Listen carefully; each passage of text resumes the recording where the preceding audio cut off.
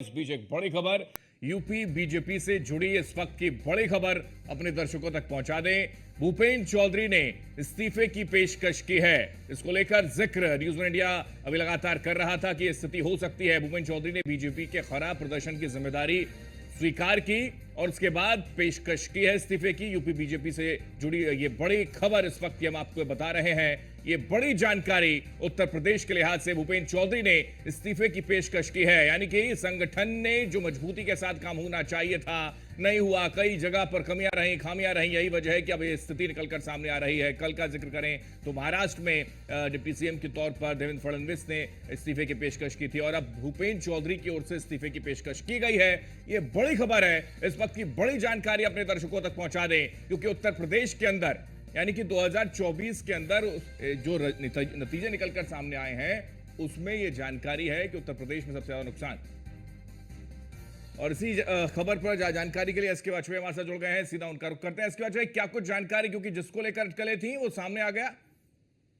बिल्कुल निश्चित तौर पर भारतीय जनता पार्टी उत्तर प्रदेश क्या पूरे देश भर में एक रणनीति के साथ मैदान में उतरती है। तो निश्चित तौर पर देश के सबसे बड़े सूबे उत्तर प्रदेश में बीजेपी प्रदेश अध्यक्ष की बड़ी जिम्मेदारी भी है कि उत्तर प्रदेश में संगठनात्मक ढांचे को मजबूती के साथ आगे बढ़ाया जाए और किस तरीके की रणनीति के साथ आगे बढ़ाया जाए। सबसे बड़ी बात की रैलियां किस तरीके से प्लान की जाए, अगर कहीं संगठनात्मक कोई दिक्कत है तो उसको कैसे दूर किया जाए।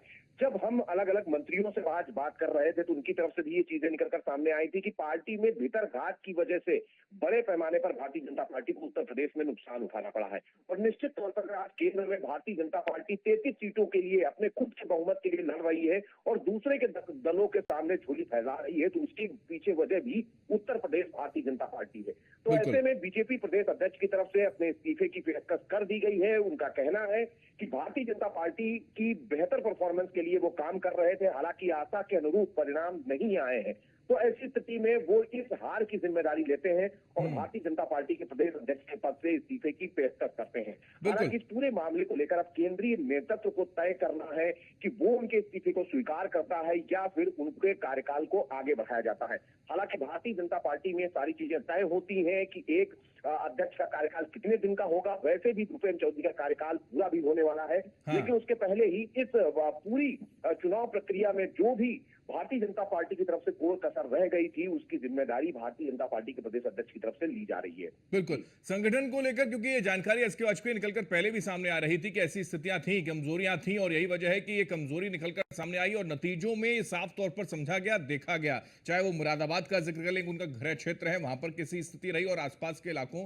संगठन महामंत्री की बात करें, धर्मपाल की अगर बात की जाए तो बिजनौर और उनके आसपास के इलाकों की क्या स्थिति रही वो सब जग जाहिर है।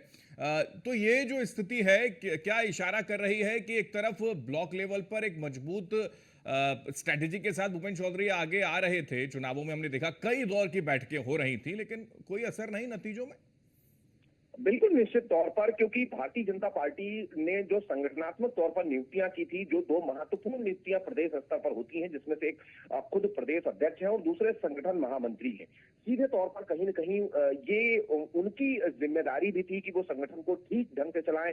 जिस तरीके से आज उत्तर प्रदेश सरकार के मंत्री बयान दे रहे हैं कि उनकी सीटों पर भीतरघात किया गया, भारतीय जनता पार्टी के नेता मंच पर तो आए लेकिन जमीन पर उतरकर उनके लिए प्रचार नहीं किया। उनके लिए जिस जमीनी स्तर पर जाकर उनको कैंपेनिंग करनी चाहिए थी वो नहीं की उन्होंने। तो निश्चित तौर पर ये बहुत सारी चीजें हैं जो सीधे तौर पर संगठन पर सवाल खड़े कर रही है। सरकार ने अपना काम किया, सरकार जिस तरीके से चीजों को आगे बढ़ा सकती थी सरकार ने अपने स्तर पर चीजों को किया है, लेकिन अगर संगठनात्मक स्तर पर चीजें ठीक नहीं है, उनकी क्या वजह है। बहुत शुक्रिया जानकारी हम तक पहुंचाने के लिए। बहुत महत्वपूर्ण जानकारी इस वक्त की बड़ी खबर। भूपेंद्र चौधरी ने बीजेपी के खराब प्रदर्शन की जिम्मेदारी ले ली है और यूपी बीजेपी से जुड़ी इस वक्त की बड़ी खबर है और ये बहुत महत्वपूर्ण क्योंकि हैट्रिक का जिक्र दरअसल लगातार किया जा रहा था। एनडीए की बैठक भी हुई, कल फिर बैठक होनी है और इस बीच जानकारी मनीष मिश्रा हमारे साथ हमारे सहयोगी जुड़ गए, उनका रुख कर लेते हैं। मनीष, ये बहुत बड़ी जानकारी, भूपेंद्र चौधरी ने इस्तीफे की पेशकश कर दी, यानी कि जो अटकलें लग रही थी कमोबेश वो साफ आ गई, सामने आ गई।